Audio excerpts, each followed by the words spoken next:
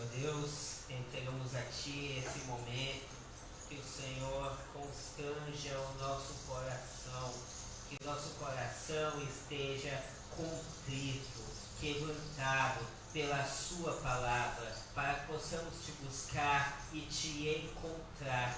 Senhor, que o Senhor abençoe para que o nosso coração não esteja duro, não esteja resistente à Tua vontade e ao que o Senhor tenha a nos falar. Senhor, trabalha no nosso coração, precisamos do Senhor, dependemos do Senhor, de nada adianta fazer tudo aqui se não tiver a Sua presença. Então esteja conosco aqui nesse lugar e todos os dias, como Tu prometes, em nome de Cristo Jesus. Amém. Hoje vamos meditar um pouquinho em Salmos. Nos períodos mais reflexivos da minha vida, eu acabo indo para Salmos. É um conjunto de textos que falam um pouco mais para o nosso interior. E esse Salmo, capítulo 42, se vocês quiserem e puderem, podem abrir em Salmos 42. É sobre isso que a gente vai ler hoje. E esses Salmos, ele fala sobre alguns empecilhos que a gente encontra na nossa jornada da fé e, depois disso, alguns passos para a restauração.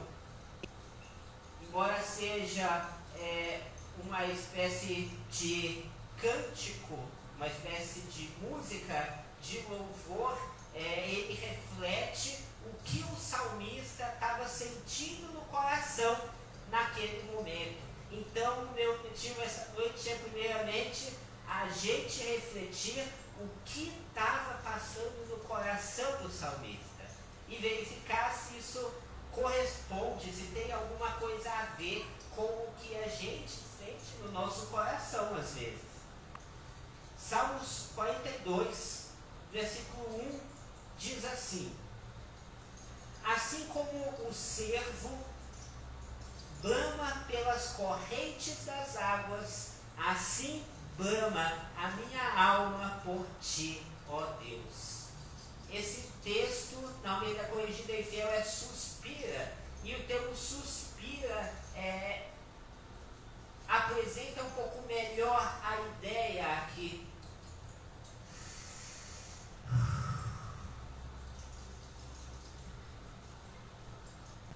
Quem já suspirou por alguém, pastor? Você suspirou pela sua esposa um dia? Suspirou, meu amor?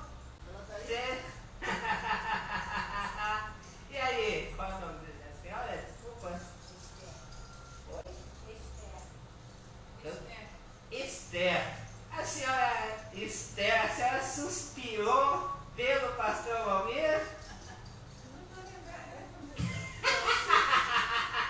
Faz tanto tempo que essas filhas deu uma saída da memória. Ela é sincera. Tá certo, tem que ser. E aí, meu amor, você suspirou por mim ou não?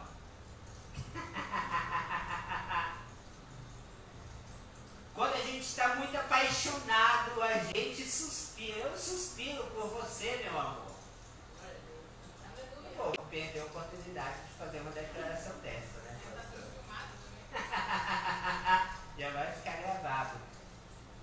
Suspirar mostra um desejo no coração de ter aquela pessoa perto, e mais do que perto, de ter aquela pessoa junto com a gente. E o salmista aqui está falando: a minha alma suspira pela presença do Senhor e pelo próprio Senhor na minha vida. Eu tenho vontade de estar com o Senhor. E o versículo 2 diz: a minha alma tem sede de Deus, do Deus vivo. Uma das consequências desse suspirar é essa sede, é essa vontade. Aqui ele usa um exemplo para mostrar o nível de intensidade, o nível de força dessa cervo ou um animal do campo, agora eu esqueci o nome, corça. Ele precisa de água, porque ele mora num local seco, uma região de penhasco, em que é muito seco. Isso significa que se ele procurar água e não encontrar, ele morre. É esse o nível que ele quis demonstrar aqui. Olha, sem a sua presença eu morro. Sem você, junto comigo, eu morro. Será que a gente pode dizer, assim como esse salmista disse, Senhor, sem a sua presença eu morro? É isso que o salmista está dizendo aqui. Eu não estou acertando o microfone. Mas a realidade é que todo ser humano tem essa sede dentro dele. Só que muitas vezes ele não percebe que o que faz ele saciar essa sede é o próprio Deus. E vai saciando com outras coisas que parecem preencher por algum tempo, mas mais uma vez faz com que a pessoa sinta sede. Eu dou um exemplo de pessoas que têm problema com álcool, pessoas que têm um problema relacionado com algum tipo de vício. Temporariamente, por aqueles poucos segundos ou minutos, satisfaz, mas depois ela precisa mais uma vez e não parece que antes teve algum tipo de efeito. As pessoas, assim como o vício, vão se contaminando com o pecado, com as coisas erradas ou com uma vida da sua própria maneira. E não percebem que essa sede é de Deus.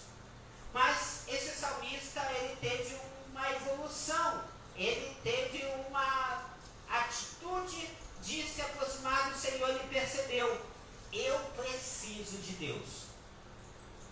E aí ele faz uma pergunta, peraí, sem a presença de Deus eu morro, eu preciso de Deus.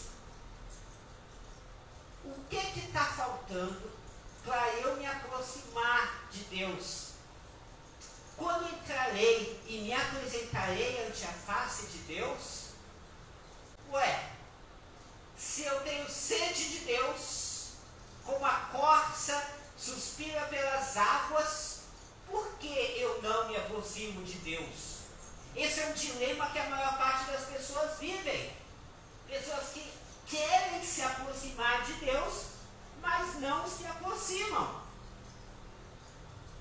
Ele está olhando para a vida dele e pensa, eu quero Deus. Quando eu vou tomar uma atitude, o que eu estou esperando, o que está faltando para eu tomar uma atitude de me apresentar face a face com Deus e demonstrar que eu desejo Ele, pedir para Ele estar na minha vida? Essa é a resposta que eu quero que a gente reflita essa noite. Aqui ele começa a falar de alguns obstáculos, ele começa a reconhecer alguns obstáculos que faz com que ele não se apresente na face de Deus. E alguns desses obstáculos pode ser que a gente enfrente também. E no versículo 3 ele já começa a falar sobre o primeiro obstáculo. Diz assim, as minhas lágrimas servem-me de mantimento, dia e de noite. As minhas lágrimas servem-me de mantimento de dia e de noite. Será que lágrima é nutritiva? Será que você consegue sobreviver vivendo em uma dieta de lágrima, pastor? Acho que dá certo isso. E será que a nossa alma, ela consegue se sustentar à base de lágrima?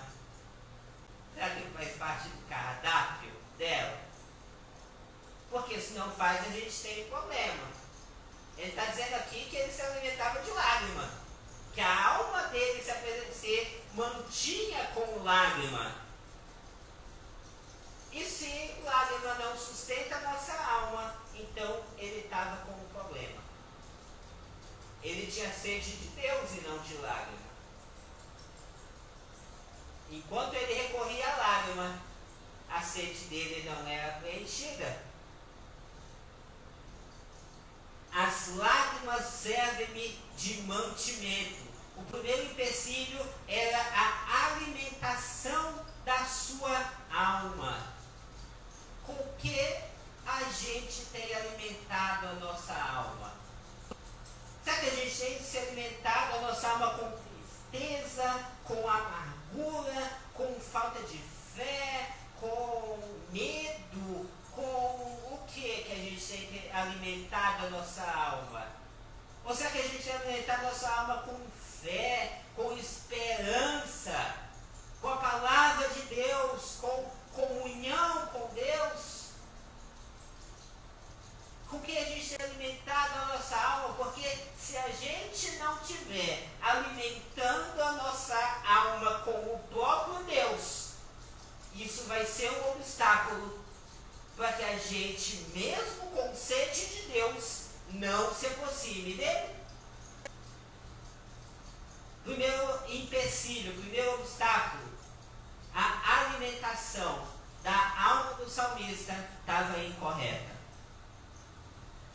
A segunda parte do versículo 3 diz, ele diz, as minhas lágrimas servem de mantimento de dia e de noite, enquanto me dizem constantemente, onde está o teu Deus? Aí aqui a gente começa a ver um segundo problema sério, que eu diria que é às vezes mais grave do que o primeiro. O círculo social. Levanta a mão quem tem alguém que acha ir para a igreja uma perda de tempo. Conhece alguém que acha ir para a igreja uma perda de tempo? Ler a Bíblia é uma perda de tempo. Oração é uma perda de tempo.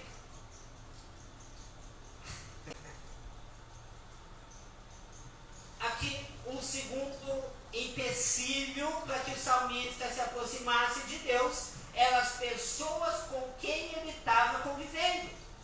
Era o ambiente que ele estava convivendo, as pessoas que estavam ao redor dele.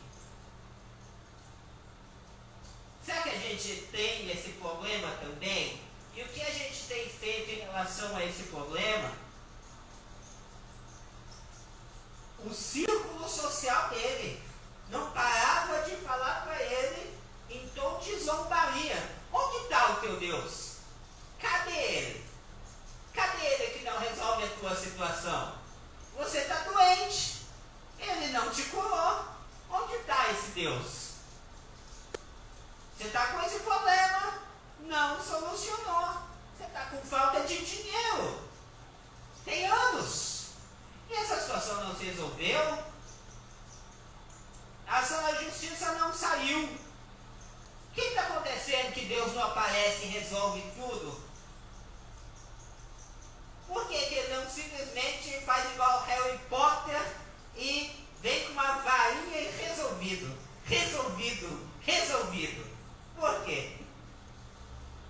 Cadê esse Deus? E essas pessoas confrontavam o salmista e confrontava a fé que o salmista tinha. Isso é um problema de círculo social. E a realidade é que uma das únicas formas de resolver o círculo social, a primeira delas é se esse círculo social se converteu ao Senhor. Então a gente tem um papel de influência. A gente é chamado por Deus para ser influenciadores. Todos aqui. Não precisa ser digital, não precisa abrir um YouTube, um TikTok. Mas nós somos chamados a ser influenciadores. Primeira forma de mudar o círculo social continuando com o mesmo círculo social e pregando para o povo tudinho. E fazendo a diferença.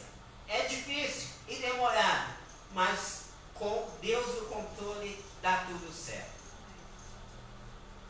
A segunda forma, se esse círculo social não for tão importante para você assim, se não for o local onde você deve estar, a segunda forma é mudando o círculo social, é mudando o ambiente, mudando as pessoas com quem você convive.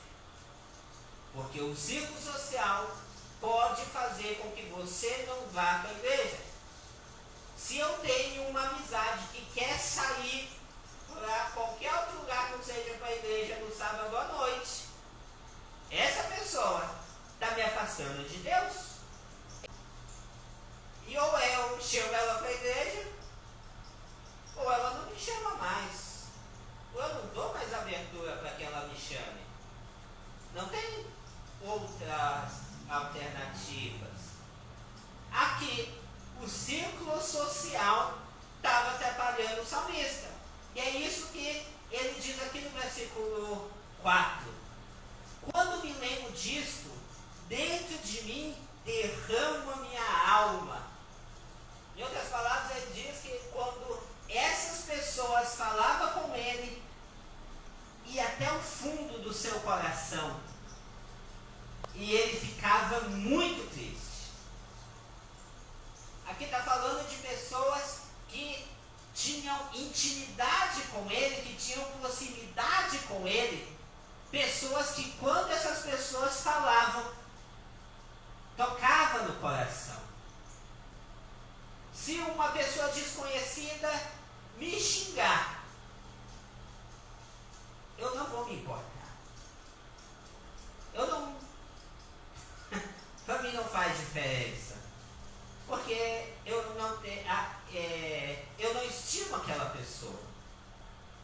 Ela é uma estranha para mim. Mas se determinadas pessoas da minha família me xingam, eu fico extremamente decepcionado. Quem também é assim? Não é assim? Por quê? Porque quanto maior a proximidade, mais as pessoas têm acesso ao seu coração. Tanto para bem quanto para mal. Quanto para te deixar alegre, quanto para te deixar triste. E essas pessoas estavam deixando o salmista mal. E por quê? Ele fala, quando me lembro disso, dentro de mim deu a minha alma, porque eu havia ido com a multidão. Eu fui com ele, versículo 4. Eu fui com eles à casa de Deus, com voz de alegria e louvor, com a multidão que festejava. Em outras palavras, ele disse, esse povo era amigão meu. A gente ia todo mundo para a igreja. A gente se reunia, fazia um mutirão, ia todo mundo para a igreja. E ficava brincando, se divertindo, ficava próximo, eram pessoas próximas de mim. E aí, de repente, elas se afastaram de Deus. Não quiseram saber mais nada de Deus. E agora essas mesmas pessoas que estavam próximas de mim, que eu criei afinidade, intimidade com elas, agora essas pessoas me atacam. E atacam a minha fé. E isso me deixa muito triste. Pessoas que tiveram acesso ao meu coração, agora confrontam a minha fé. Eu já passei por isso. Algumas vezes. Pessoas que têm poder de influência sobre o nosso coração podem ser um empecilho para que a gente se apresente a Deus. E a minha pergunta sobre isso é: quem a gente tem deixado acessar o nosso coração? Porque se a pessoa que está acessando o nosso coração, ela só está nos fazendo mal e atrapalhando a nossa fé, a gente tem sim que fechar o nosso coração para essas pessoas. Ah, mas é meu familiar, é meu íntimo, é meu amigão. É justamente por isso que você tem que fechar o seu coração, porque a falta desse fechamento do acesso aos sentimentos do salmista fazia com que, sempre que ele era criticado, ele ficava mal. Precisamos cuidar do nosso coração, porque dele procede as fontes da vida. A fonte da vida do salmista estava sendo poluída, contaminada por pessoas que não deveriam ter acesso ao seu coração e tinham. Esse pode ser um grande obstáculo na sua vida também. Versículo 5. No versículo 4, uma parte também é a decepção com as pessoas. Um dos empecilhos para a gente se aproximar de Deus é a nossa decepção com as pessoas. Ele pensava, gente, como as pessoas que estavam indo junto comigo na igreja, de repente, do nada, mudaram e vieram contra mim. Como pode um negócio desse? Isso deixava ele decepcionado, isso deixava ele triste, e isso fazia com que se tornasse difícil ele acessar a presença de Deus. Comigo aconteceu a mesma coisa. Eu tive alguns problemas com algumas pessoas na minha vida, e pessoas crentes, que me deixaram profundamente decepcionado. E por alguns meses eu não conseguia abrir a Bíblia para ler. Por alguns meses eu não conseguia orar. Por quase um ano eu não fui para a igreja. De tanta decepção que eu tive com essas pessoas. Era da igreja, estava junto comigo. A gente brincava, se aproximava. Eram pessoas que tinham profundo acesso ao meu coração. E aí, de repente, me traiu. Decepção com pessoas pode fazer com que você não se apresente face a face com Deus. Não estou falando necessariamente que você vai sair da igreja, porque na verdade muitas vezes você não sai da igreja, mas o seu coração está longe dele. Aqui o salmista quer ver a face de Deus. Ele não está se contentando com simplesmente ter uma certa proximidade. Aqui ele diz no versículo 2, a minha alma tem sede de Deus, mas não é do Deus filosófico, de ir na igreja no final de semana. É do Deus vivo. O Deus vivo atuante na minha vida, fazendo parte da minha vida, fazendo parte dos meus dias. Eu quero ter uma vida face a face com Deus. E o salmista queria ter essa vida face a face com Deus. Mas esses obstáculos faziam com que tivesse um muro de separação. E ele não se apresentava nessa face de Deus. Ele não tinha o Deus atuante na sua vida. Versículo 5 diz: porque está abatida a minha alma e porque te perturbas em mim? Espera em Deus, pois ainda o louvarei pela salvação da sua face. O versículo 5 apresenta um outro obstáculo para que ele se apresentasse na face de Deus. Esse empecilho era a ansiedade, a falta de esperança. Esse versículo ele ensina duas continhas de mais para a gente. Duas equações. A primeira delas é que o salmista estava vivendo nesse momento. Essa continha de mais é abatimento mais perturbação é igual a falta de esperança.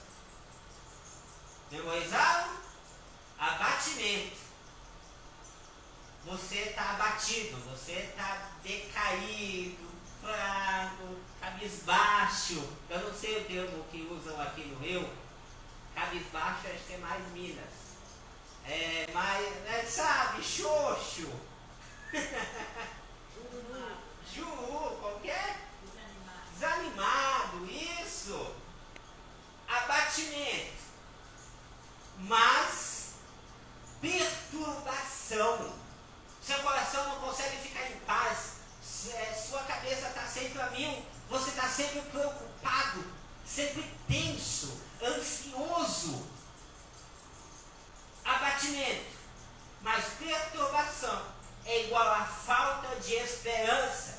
E a falta de esperança faz com que você não se apresente diante da face de Deus. Mas ele aqui está falando com o seu coração e tentando reprogramar o coração dele. Nesse momento, o salmista está ensinando uma nova equação, uma nova continha de mais para o coração dele. E por isso que no último versículo ele repete essa continha, para que ficasse firme no coração dele.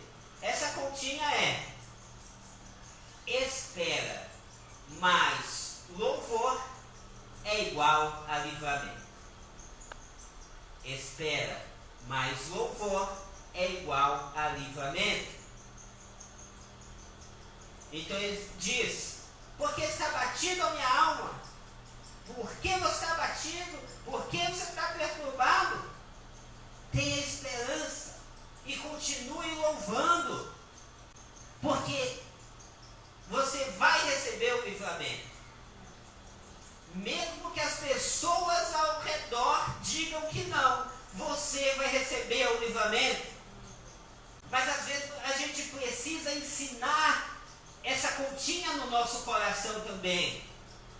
Porque parece que a gente nasce sabendo a continha do abatimento mais perturbação. É natural a gente ficar preocupado. É natural a gente ficar abatido no momento da dificuldade.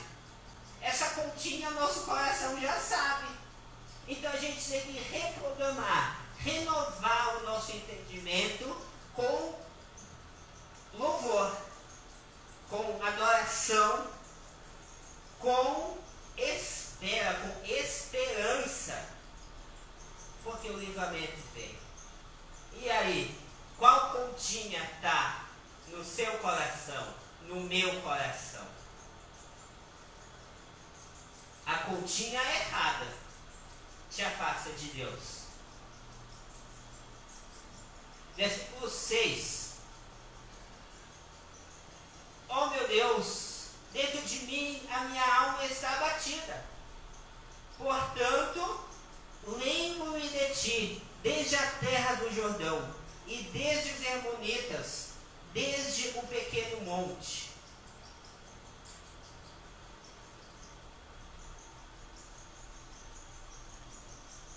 A área de Hermon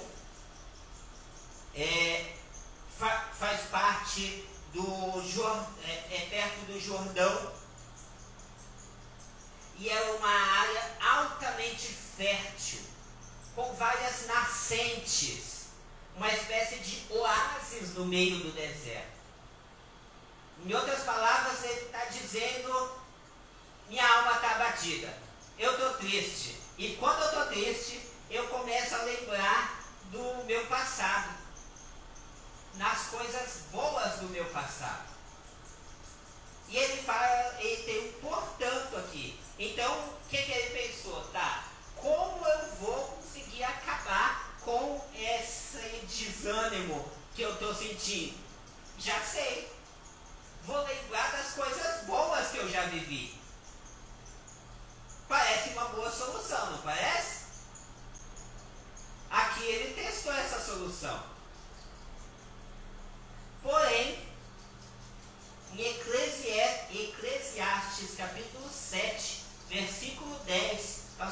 pode ler com a gente, por gentileza? Eclesiastes, capítulo 7, versículo 10.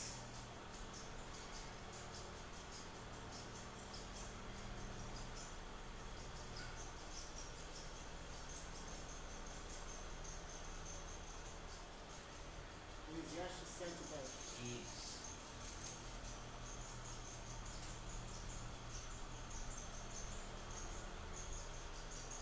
Jamais digas, por que foram os dias passados melhores do que estes?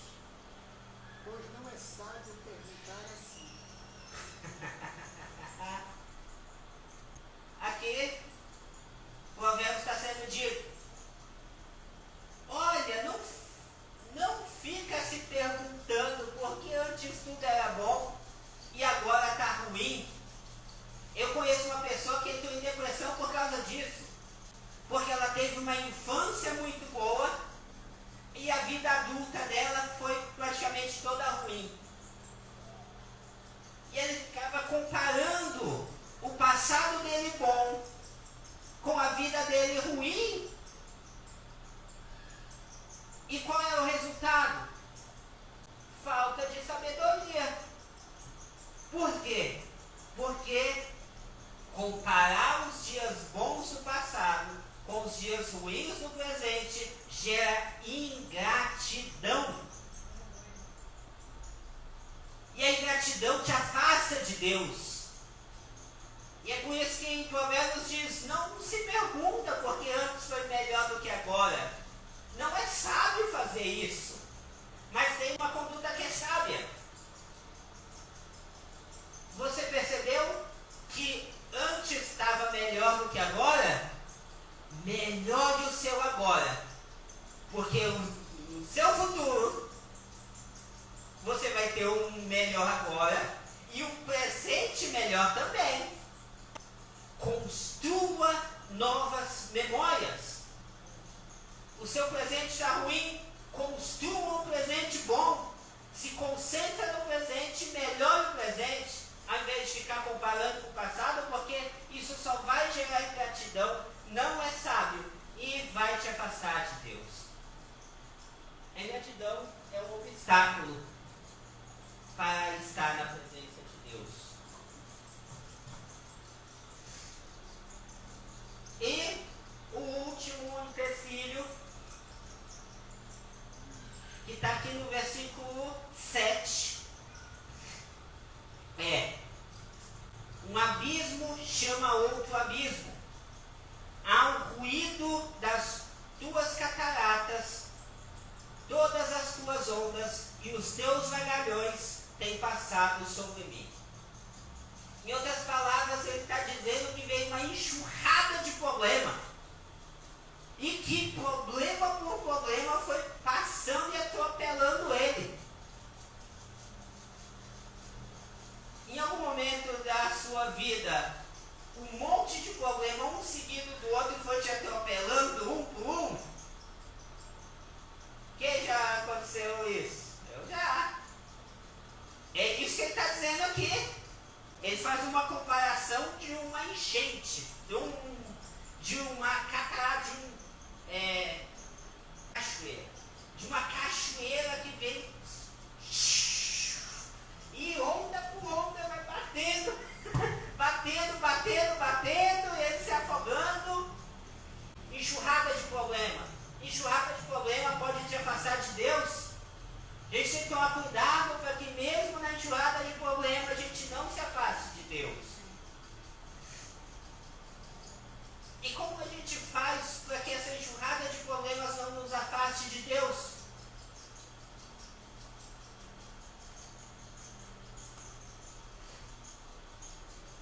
Substituindo o sentimento de vítima pelo sentimento de soldado. Jesus, quando estava na cruz, ele estava agonizando. Ele tinha apanhado, ele tinha sido humilhado. Problema em cima de problema estava vindo dele até ele estar lá. E nesse momento ele não conseguia direito. Estava tudo ruim na vida humana dele. Mas tem uma história, isso não está na Bíblia, isso alguns historiadores dizem, que tinha um centurião romano na frente da cruz no momento em que Jesus morreu. E quando Jesus morreu, ele gritou. No momento desse grito, o centurião se converteu. Sabe por quê? Sabe por quê, meu amor? Porque não foi um grito de vítima. Foi um grito de vitória. Faz toda a diferença. A situação ruim era a mesma, mas não foi um grito de vítima. Na época tinha o costume de que quando o soldado estava iniciando a guerra, estava começando a correr para poder encarar o inimigo, ele ia gritando. Uma das funções era assustar o inimigo, mas como todo mundo gritava, não adiantava nada. Mas eles iam gritar. E quando Jesus, eu acredito que a história seja verdadeira, são fontes confiáveis. Quando Jesus ia enfrentar a morte frente a frente, não foi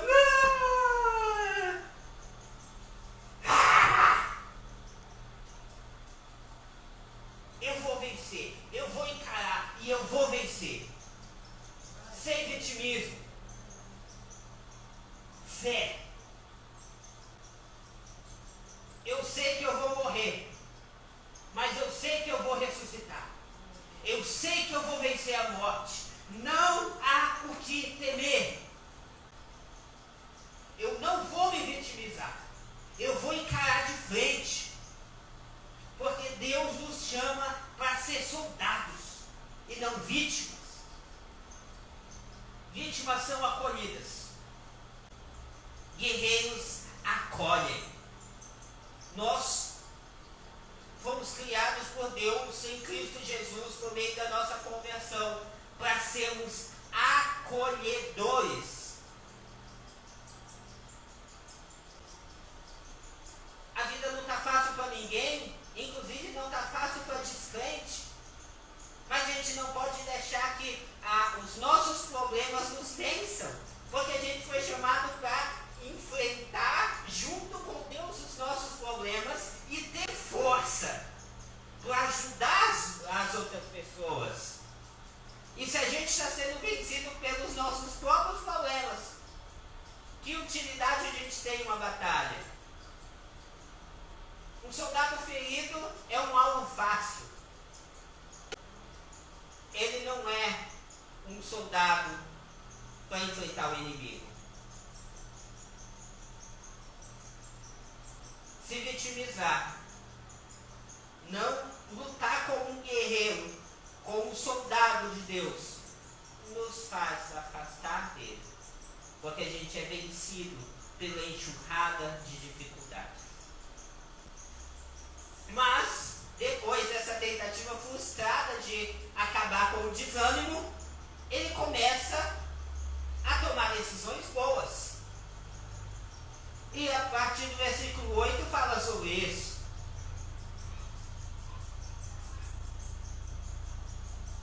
Contudo, o Senhor mandará a sua misericórdia de dia, e de noite a sua canção estará comigo, uma oração ao Deus da minha vida.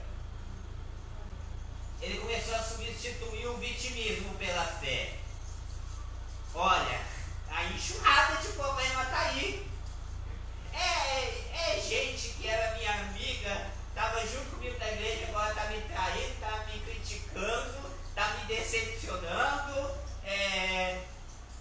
Eu estou muito triste, meu interior está abalado, eu estou abatido, eu estou perturbado e não para de surgir problema de tudo quanto é canto. Mas o Senhor vai ter misericórdia de mim e Ele vai me ajudar. E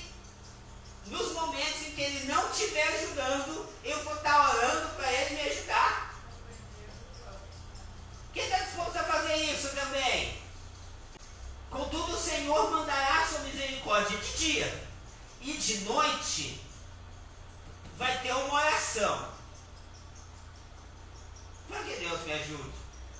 Mas aqui faz uma observação: não é de qualquer um, não é qualquer um que vai receber essa ajuda.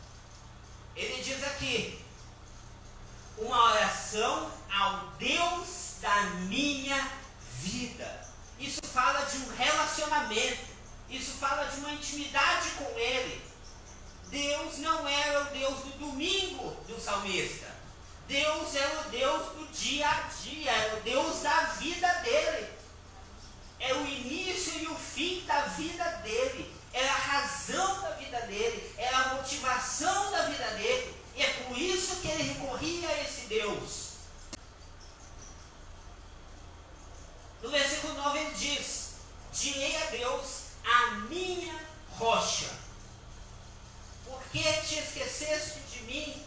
Porque ando lamentando por causa da opressão do inimigo. A oração dele era uma oração de lamento. Mas Deus continuou sendo a rocha dele. Não tem problema se a nossa oração for uma oração de lamento, desde que isso não faça com que Deus deixe de ser o seu sustento, a sua rocha. Ele parou, não diz que ele parou de chorar, mas ele parou de se alimentar com lágrima. É diferente. Ele começou a se alimentar com Deus, com a misericórdia de Deus de dia. E de noite, nos momentos escuros, quando Deus não aparecia, quando ele não estava enxergando, quando Deus não vinha, ele ia até Deus.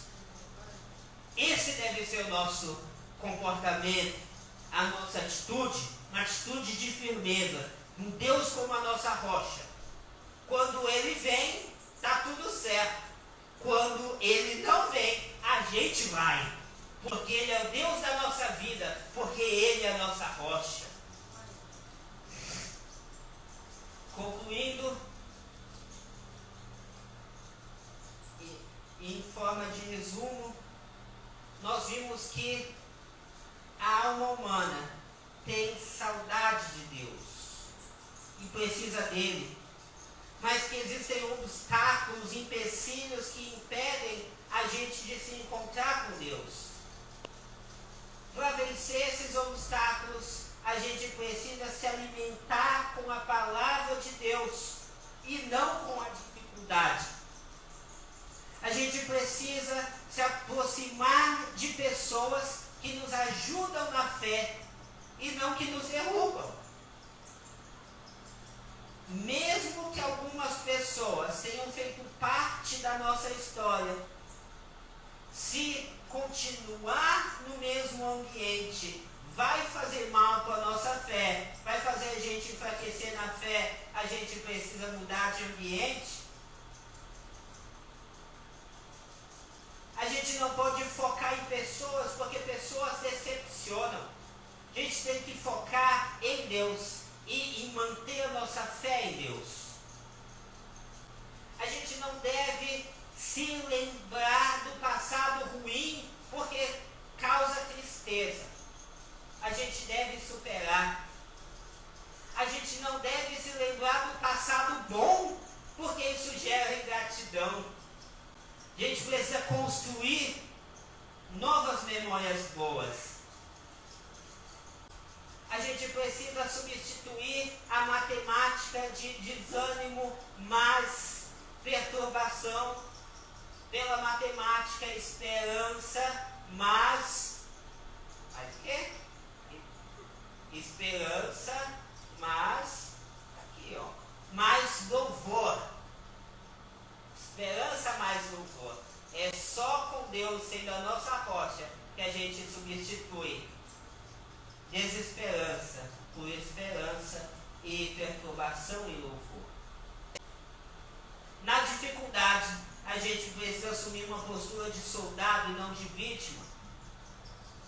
E a gente precisa ter Deus fazendo parte do nosso dia a dia e sendo a nossa rocha.